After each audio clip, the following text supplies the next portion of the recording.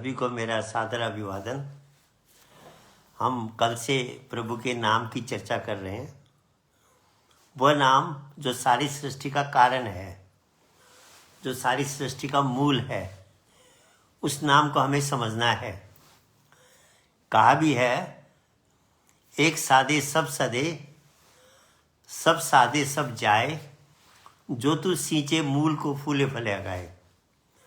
पेड़ की जड़ में अगर आपने पानी डाल दिया तो सारे पत्तों को, टहनियों को, फूलों में, सब जगह, उसके जो फलों में, सब जगह पानी पहुंच जाता है।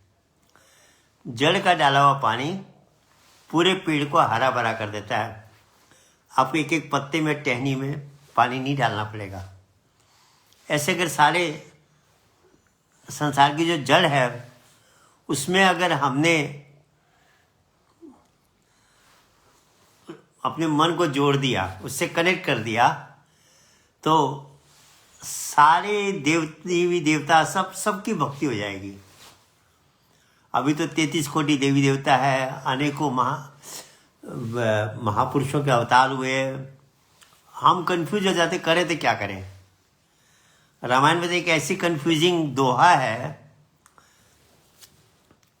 भगवान राम कह रहे हैं अयोध्या वासियों को, और हूं एक सुगुप्त मत, सबई ही कहूं कर जोर, शंकर भजन बिना न भक्ति न पावे मोर। कि मैं एक बहुत गुप्त बात बता रहा हूं सजना, हम शब्द को ठीक से ध्यान नहीं देते। वो कह रहे सुगुप्त मत है, एक सेक्रेट बात है कि बिना शंकर भजन की मेरी भक्ति नहीं मिलेगी। अब विद्वान लोग सीधा अर्थ लगाते, शंकर भजन मतलब ओम नमः शिवाय जपो, यही कहा भगवान राम ने। तो सजना गुप्त कहाँ हुआ यहाँ पर? वो सुगुप्त वाली बात तो रही नहीं। वो जो कह रहे हैं शंकर भजन, वो भजन जिसको शंकर जी करते हैं, वो क्या है?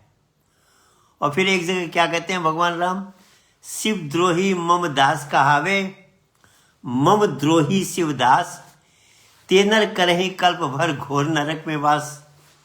मेरी की शिव की नहीं की, और शिव की मेरी नहीं की, तब नरक में जाएगा। अब बताइए हम कौन सा करें? फिर भगवान शंकर पार्वती को समझाते, उमा को समझाते हुए क्या कहते हैं? उमा कहूँ मैं अनुभव अपना, सत्य हरि भजन जगत सब सपना। कि हरि का भजन सत्य है, बाकी सब कुछ सपना है, ड्रीम है।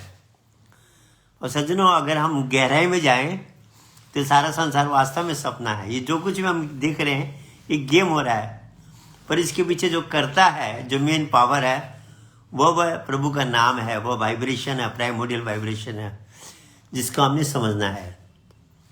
तो वो जो शब्द है, वो जो नाम है, वो शिव भजन भी है और हरि भजन भी है। भगवान शंकर भी उसी का सुमिरन करते हैं।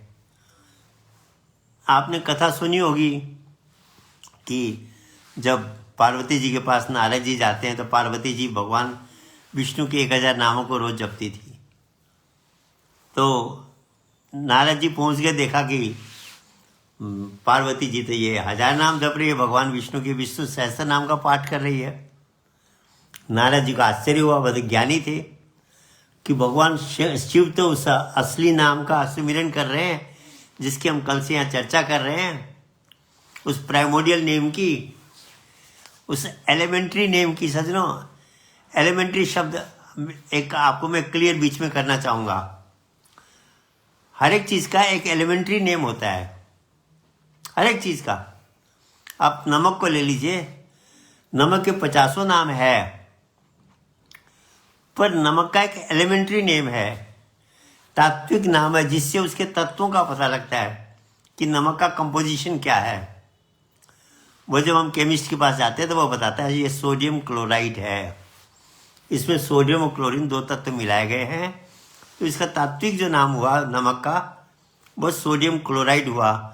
वो नाम बताता है कि नमक किस चीज़ से बना है, उसको हम कहते हैं एलिमेंट्री नेम। पानी के बहुत से नाम हैं, अलग अलग भाषा में पानी को अलग अलग नाम से लोग पुकारते हैं, उसको बोलते हैं, पर तत्व रूप में पानी क्या है? H2O है। 2 हाइड्रोजन के एटम, एक ऑक्सीजन। H2O कहने से हमें पता लगता है कि पानी हाइड्रोजन और ऑक्सीजन का परमाणुओं के मिक्स होके उनके संयोग से बना हुआ है। तो ये हुए तात्विक नाम। ऐसे ही जितने हम भगवान के नाम ले रहे हैं तो उनकी महिमा गाने वाले नाम हैं। भगवान कृष्ण माखन चोरी करते थे तो माखन चोर कह दिया, युद्ध के मैदान से भाग गए तो रणछोड़ जी कह दिया, लड्डू बहुत प्रिय थे उनको तो हमने लड्डू गोपाल कह दिया। अनेकों नाम हमने भगवान कृष्ण के, राम के रखे हुए हैं, पर ये उनके शरीरों के नाम हमने रखे हैं। एक तात्विक नाम है, एलिमेंट्री नेम है, जो शक्ति का सारे विश्व के लिए, सारी मानवता के लिए एक है, और वही सृष्टि का कारण है। उसी से सृष्टि प्रकट हुई, वही सृष्टि को संचालित कर रहा है, और उसी में सृष्टि का प्रलय हो जाएगा। ब्रह्मा, विष्णु और शिव तीनों का कारण और तीनों का रूप वो नाम है। तो वह एलिमेंट्री नेम जो है उसकी हम चर्चा कर रहे हैं। उसको अगर हमने जान लिया तो सृष्टि के सारे रहस्य हमारे खुल जाएंगे। उस नाम को नहीं जाना, कितने अपने को विद्वान कह ले, अहंकार दिखा ले, सज्जनों, ये मन शांत नहीं होगा। ये मन परमानंद की प्राप्ति नहीं कर सकता। मन के बंधन से हम मुक्त नहीं हो पाएंगे। उस नाम को जानना पड़ेगा और उस नाम के सारे इस मन को वहां पर लीन करना पड़ेगा, मर्ज करना पड़ेगा।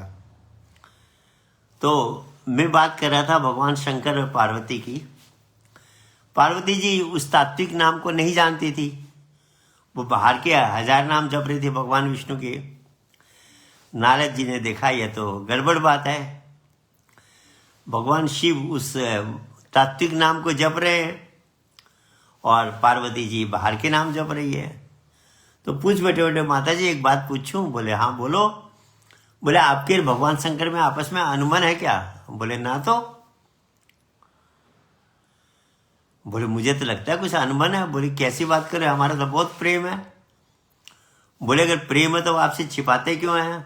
बोले कुछ नहीं छिपाते, भोले बाबा वैसे भी हैं, उनके हर बात, हर कुछ, सब कुछ मुझे पता है, वह मेरे से कुछ भी नहीं छिपाते। बोले ना मैं नहीं मानता, वो कुछ छिपाते हैं। बोले नारद क्यों बेकार में शंका डाल रहे हो, कुछ भी पूछो, मैं सब कुछ बता सकती हूँ उनके बारे में। बोला आप सब बता सकते? बोले हाँ। तो बोला ये बताओ, उनके जो गले में औरतों के कटे हुए सिर, मुंडों की माला है, वो किस औरत के हैं? और आपके होते हुए अन्य औरतों का सिर लटकाए क्यों घूम रहे, क्या कनेक्शन है उनका उनसे? अब पार्वती चौंकी, क्योंकि वह देखती तो थी माला को, पर कभी उसने उस एंगल से सोचा ही नहीं था। बोली ये तो मुझे नहीं मालूम, माला तो मैंने देखी है, पर वो किस औरतों की माला है, क्यों लगा रखी है, तो मुझे नहीं मालूम। बोला हाँ, मैंने कहा ना, बहुत सी ऐसी बातें जो गुप्त है, जो आपको नहीं बताते।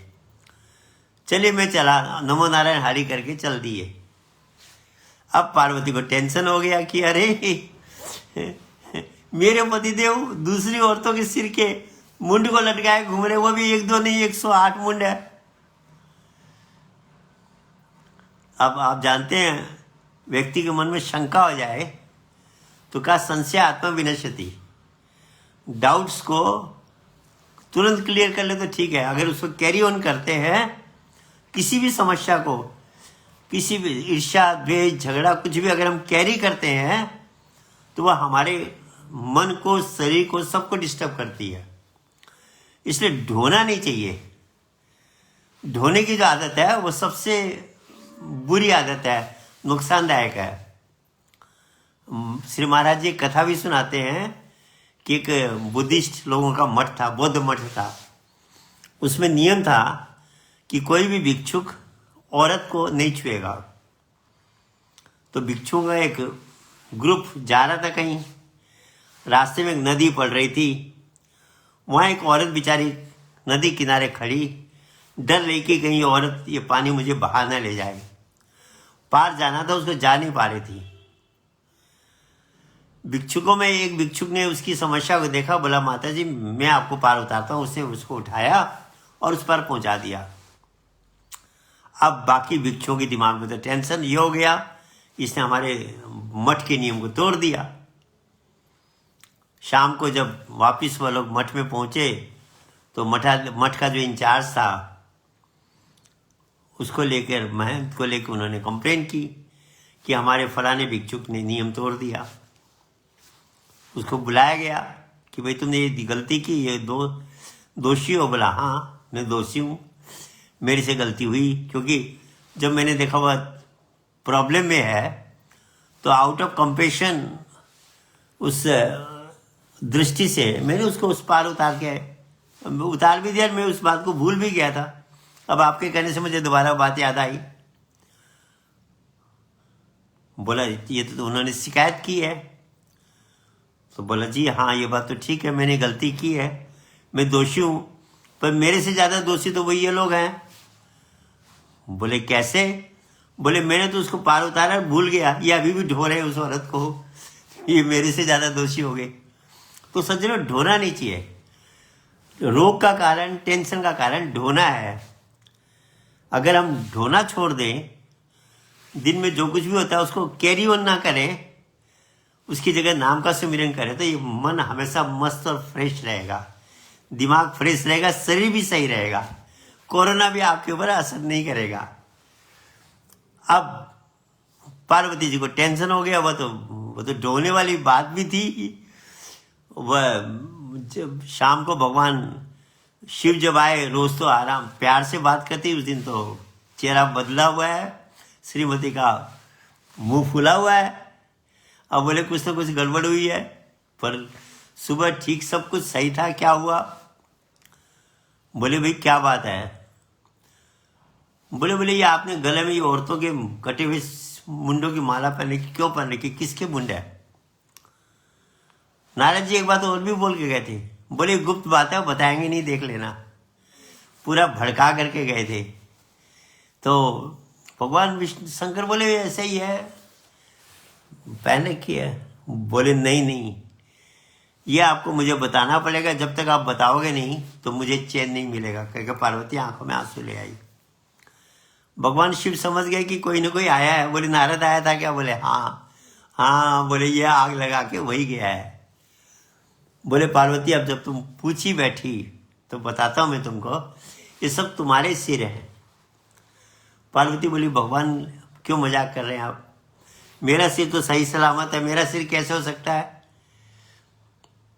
बोले पार्वती तुम्हें पता नहीं, तुम्हारे 108 बार जन्म हुए और मृत्यु ही, और चूंकि तुम्हारे मेरे साथ एक निष्ठ प्रेम था तो हर बार तुम्हारा संबंध मेरे से हुआ, और जब तुम्हारी मृत्यु हुई तो मैंने तुम्हारे सिर को इस माला में लगा लिया।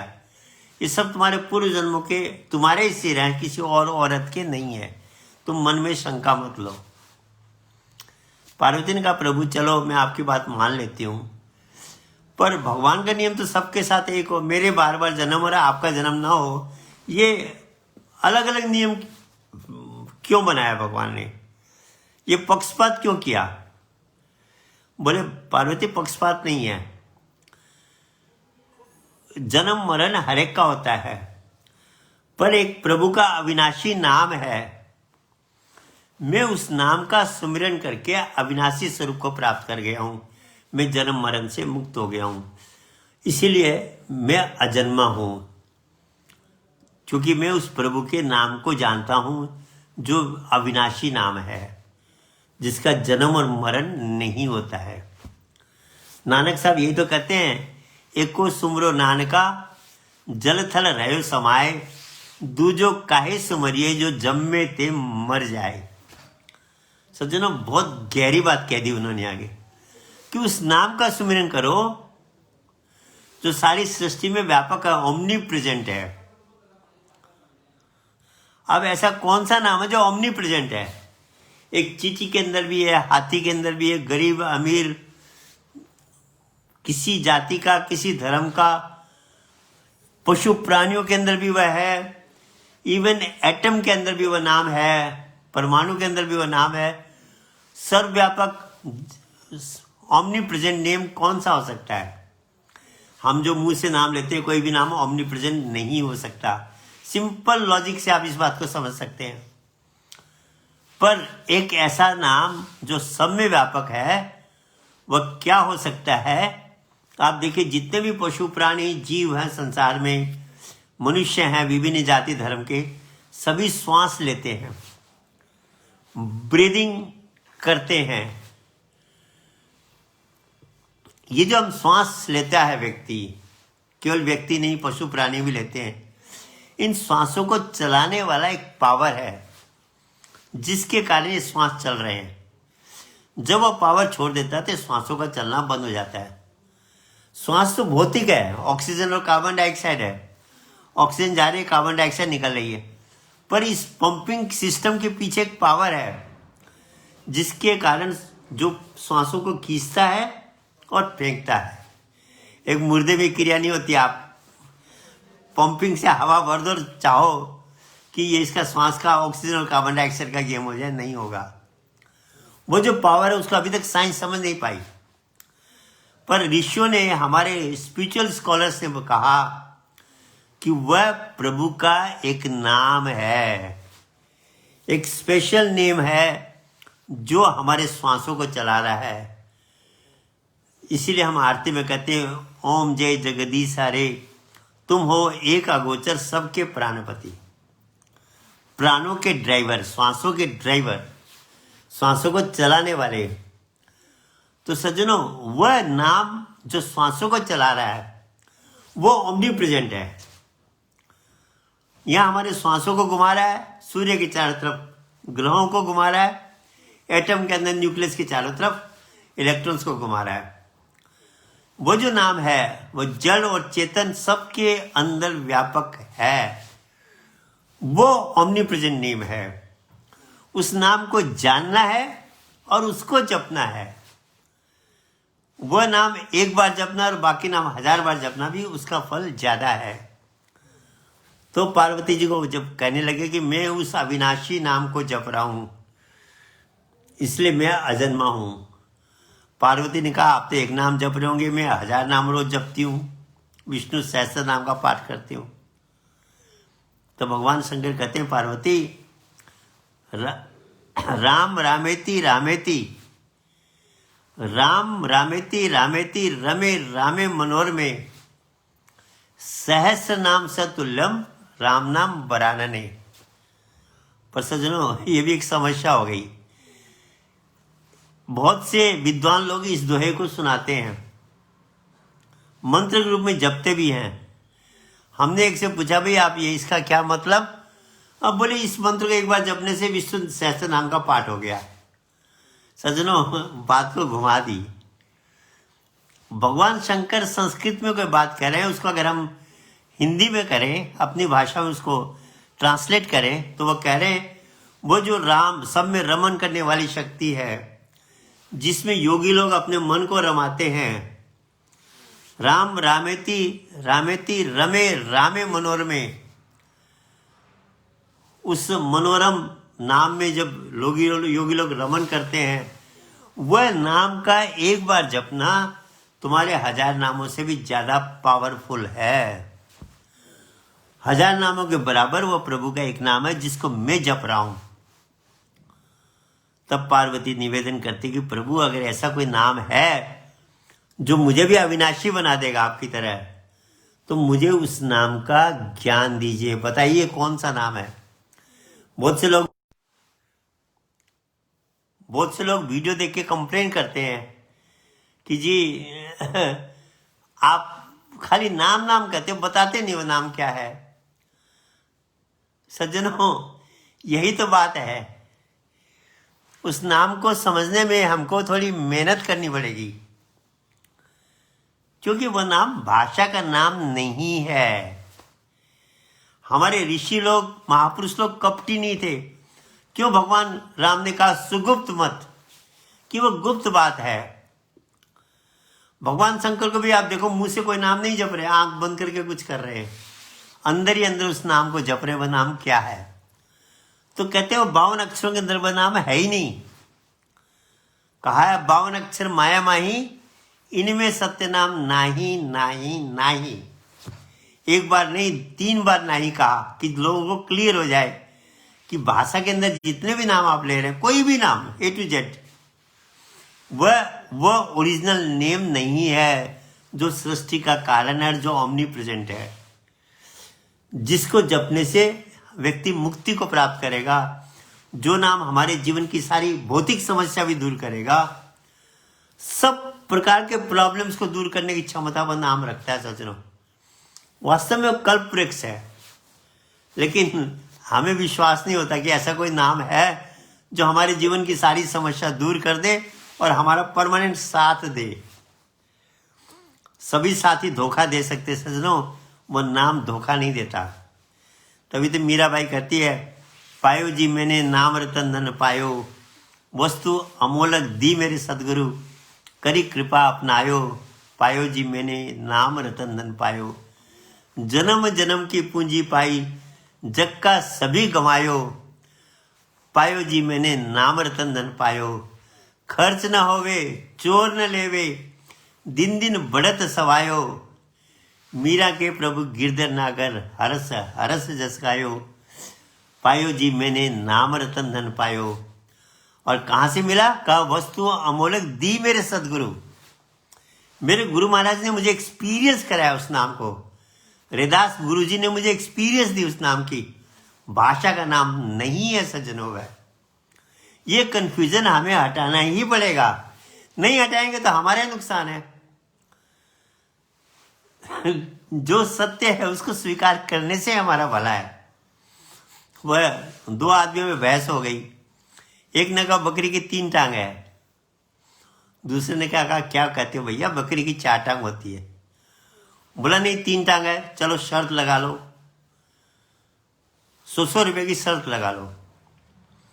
वो 4 टांग वाले ने कहा ठीक है शर्त लगा लेते हैं, क्योंकि उसको कंफर्म था पैसा तो 100 रुपया मैं जीतूंगा। तो बोला ठीक है तुम मुझे 100 रुपया दे दो और पंचायत बिठा दो, फैसला होगा तो मैं 100 के तुमको 200 दे दूंगा। उसने खुशी खुशी 100 रुपये दे दिया, बोला इसके बदले मुझे 200 मिलेगा। अगले दिन पंचायत बैठी, कहा भाई बकरी की कितनी टांग होती है? उसने कहा 3 टांग होती है, दूसरे ने कहा 4 टांग होती है। पंच कहने लगे भाई टांग तो 4 होती है, तुम 3 कैसे? बोला तुम 4 कहते रहो, मैं 3 से ऊपर मानता ही नहीं, मैं कहता हूँ 3 ही टांग है। अब बताइए उसका क्या कर लेंगे आप? तो ऐसे कोई कहेगा नहीं यही नाम सच्चा नाम है, तो भैया कहते ज्ञानी के हम गुरु हैं, अज्ञानी के दास। उसने उठाई लाकड़ी, हमने जोड़े हाथ। उनसे बहस करके भी कोई फायदा नहीं है। पर ये याद रखिए, उस नाम के अलावा कोई भी नाम आपके मन को शांत नहीं कर सकता, आपके जीवन की सारी समस्या हल नहीं कर सकता, आपके राइट ब्रेन को एक्टिवेट नहीं कर सकता। वो वही नाम करेगा जिसको हमने गर्भ में भी जपा था। बाहर अगर छूट गया हमसे वह नाम असली नाम भाषा से परे है। उसको अगर हम साइंटिफिक लैंग्वेज में बोले, that is the metaphysical name of God. जितने भी नाम हम मुंह से लेते हैं फिजिकल नेम्स हैं, पर एक भगवान का मेटाफिजिकल नेम है जो सेक्रेट है, भाषा में नहीं आता, बोली में नहीं आता। इसलिए भगवान राम कहते हैं सुगुप्त मत, कि वह गुप्त है। तो पार्वती कहने लगी जी मुझे बताओ वो नाम क्या है? भगवान शंकर कहते पार्वती वो गुप्त नाम है, उसका एक्सपीरियंस मैं तुझे दूंगा, तुझे मेरे साथ चलना पड़ेगा। और गुफा में ले जाते हैं, अमरनाथ की गुफा में, और वहाँ पार्वती जी को प्रैक्टिकली उस नाम का एक्सपीरियंस देते हैं। देखिए सज्जनों, ये बहुत टिपिकल बात है, भाषा में है नहीं, हमारे अंदर चल रहा है पर हमको उसका अनुभव नहीं है। तो जो महापुरुष होते हैं वे हमारे मन को कंसंट्रेट करके हमारे अंदर उस नाम का अनुभव कराते हैं कि वह क्या शब्द हो रहा है तुम्हारे, जिसके कारण तुम्हारे श्वासों का आवागमन हो रहा है, जिसके कारण हमारा शरीर चेतन है। तो पार्वती जी को भगवान शंकर ने उसका अनुभव कराया। तो उसके बाद कहते हैं मंगल भवन अमंगल हारी, उमा सहित जय जगत त्रिपुरारी, कि मंगल को देने वाला अमंगल को हरण करने वाला प्रभु के नाम को दोनों मिलके जपते हैं। उसके बाद पार्वती भी अमर हो गई और उस गुफा का नाम अमरनाथ की गुफा पड़ गया। तो सज्जनों, वो जो नाम है उस नाम के रहस्य को हमको समझना पड़ेगा। पहले थ्योरिटिकली समझना पड़ेगा, फिर प्रैक्टिकली तत्वदर्शी महापुरुष के पास जाकर उसको प्रैक्टिकली एक्सपीरियंस करना पड़ेगा। तब उसकी हम साधना कर सकते हैं, तब हम भगवान कृष्ण की उस बात को प्रैक्टिकली जीवन में लागू कर सकते हैं। तस्मात् सर्वेषु कालेषु मामनुस्मर युद्ध च मया अर्पित मनोर्बुद्धि मामेव संशय। ये अर्जुन, तू निरंतर सुमिरन कर। निरंतर मीन्स 24 आवर्स कंटिन्यूअस। वो नाम ऐसा है जिसका कंटिन्यूअस सुमिरन हो सकता है। सज्जनों, हमारी सब चीज कोई भी कंटिन्यूअस नहीं चलती। रात को हम मुंह से कोई नाम जप रहे हैं तो रात को सोते समय बंद हो जाएगा। मन में भी कोई कल्पना कर रहे हैं तो जब नींद आ जाएगी, होश ही नहीं है, तो वो नाम वो भी छूट जाएगा। कोई भी क्रिया 24 आवर्स नहीं हो सकती, पर हमारे श्वास 24 आवर्स चलते हैं। ये बंद हो जाए तो शरीर ओम नमो शिवाय हो जाएगा। राम नाम करते हुए हमें शमशान घाट ले जाएंगे। तो ये 24 आवर्स चलते हैं। इसको चलाने वाला नाम भी 24 आवर्स है। इसलिए एक भजन में कहते हैं, किसी भक्त का बनाया हुआ भजन है कि नित्य जपू तुम्हारी माला मनमोहन मुरली वाला, लकड़ी की ना घड़वाई, धागे में ना पुरवाई, ना बोझ गले में डाला, नित्य जपू तुम्हारी माला मनमोहन मुरली वाला। घड़वानी पड़े न मूरत, दीपक की नहीं जरूरत, खुद माला में उजियाला। और माला मणि की तरह चमक रही है। खुद माला में उजियाला मनमोहन मुरली वाला, नित्य जपू तुम्हारी माला मनमोहन। और कहते ऐसी माला का देखूं तो नजर ना आवे, पर निरंतर चल रही है वह माला। तो वह जो माला है जिसके जो हमारी उसी की नकल हम मंदिर में बाहर माला घुमाते हैं 108 दाने की। 108 दाने का मतलब है सज्जनों, हम एवरेज में 21,600 श्वास लेते हैं। उसका आधा करो तो 10,800 होता है। तो 10,800 मन को माला बनाते तो बहुत लंबी चौड़ी हो जाती। तो हमारे ऋषियों ने क्या किया, 2 जीरो हटा के 108 दाने, वह श्वासों के अंदर जो माला है उसका प्रतीक है। और यही ब्रह्मानंद संत कहते हैं, निरंजन माला घट में फिरे दिन रात, ऊपर आवे नीचे जावे, श्वास श्वास चल जात, संसारी नर जाने नहीं, बिरथा उमर बिहात। तो सज्जनों, उस नाम को जपना पड़ेगा, पहले जानना पड़ेगा, फिर उसमें मन को कनेक्ट करना पड़ेगा। और वो नाम इतना विचित्र नाम है कि जीवन की सारी समस्या हल करता है। मैं इस बात को फिर दोहरा रहा हूं, कैसे हल करता है अगले एपिसोड में हम उसकी चर्चा करेंगे। वो नाम के सुमिरन से हमारी भौतिक जीवन की समस्या, मानसिक, शारीरिक, सामाजिक सारी समस्याओं को हल वो कर सकता है। एक सुमिरन उस नाम का, उस नाम के सुमिरन से, एक कार्य से हमारी सारे जीवन की समस्याओं को खत्म कर सकता है और हमें सुख और संपन्नता दे सकता है। वो कैसे देता है, साइंटिफिकली, टेक्निकली हम उसको अगले एपिसोड में डिस्कस करेंगे। घड़ी कह रही है आपका समय हो गया है। तो सज्जनों, मैं फिर इस बात को दोहरा रहा हूं कि मेरा स्पेशल रिक्वेस्ट है, आप एक बार दिमाग को खुला रख के इस बात पे मनन करो कि क्या वो प्रभु का नाम है जो सारी सृष्टि का इसेंस है, सारे शास्त्रों का इसेंस है, हमारे जीवन का भी इसेंस है, और उसी को हमने गर्भ में जपा है। वह नाम क्या है? तो समय हो गया। सबको मेरा धन्यवाद, नमस्कार।